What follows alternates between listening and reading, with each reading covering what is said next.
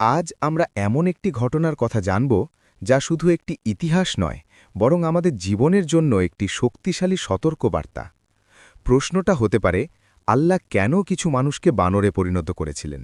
কি এমন অপরাধ ছিল যার কারণে এমন ভয়ঙ্কর শাস্তি নেমে এলো?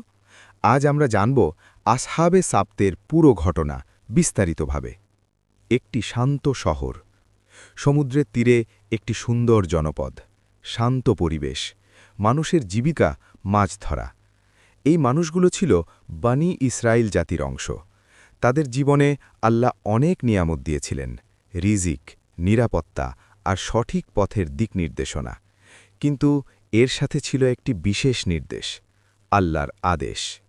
আল্লাহ তাদেরকে বললেন, তোমরা শনিবার দিনে কোনো কাজ করবে না, বিশেষ করে মাছ ধরা নিষিদ্ধ।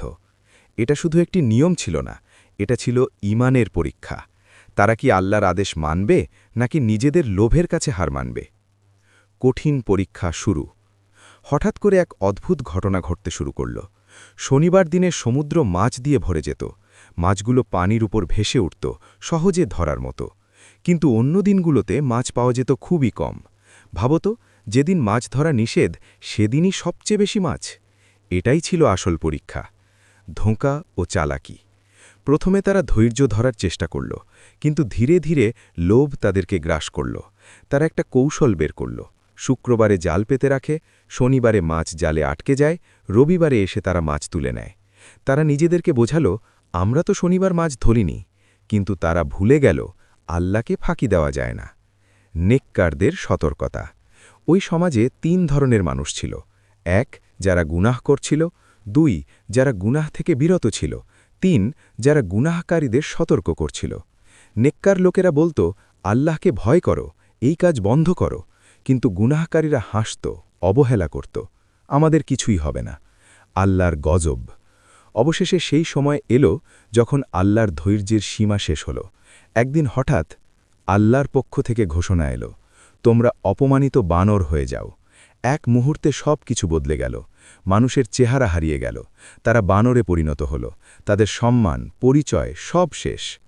অপমান ও পরিণতি। তারা তখন বুঝতে পারল তারা কত বড় ভুল করেছে। কিন্তু তখন আর কিছু করার ছিল না।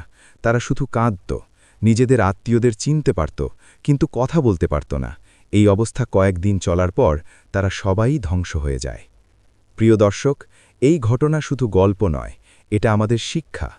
১, আল্লাহকে ফাঁকি দেওয়া যায় না। আমরা অনেক সময় মনে করি চালাকি করে পার পেয়ে যাব, কিন্তু আল্লাহ সব দেখেন। ২, গুনাহকে ছোট মনে করা বিপজ্জনক। ছোট্ট একটি ফাঁকি বড় শাস্তির কারণ হতে পারে। ৩, সমাজের নেক কাজের দাওয়াত দেওয়া জরুরি। যারা সতর্ক করেছিল তারা আল্লাহর কাছে সফল। ৪, আল্লাহ ধৈর্যশীল, কিন্তু শাস্তি কঠিন। তিনি সময় দেন, সুযোগ দেন, কিন্তু সীমা অতিক্রম করলে শাস্তি ভয়ঙ্কর হয়। আমাদের জীবনের সাথে সম্পর্ক। আজ আমাদের জীবনে সাবত কি?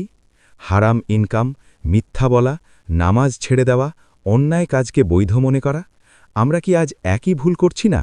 বাহ্যিকভাবে ঠিক, কিন্তু ভেতরে গুনাহে ভরা।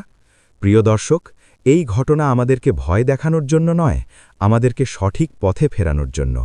আসুন আমরা প্রতিজ্ঞা করি, আল্লাহর আদেশ মানব, গুনাহ থেকে দূরে থাকব, সত্য পথে চলব। আল্লাহ আমাদের সবাইকে হেদায়েত দান করুন।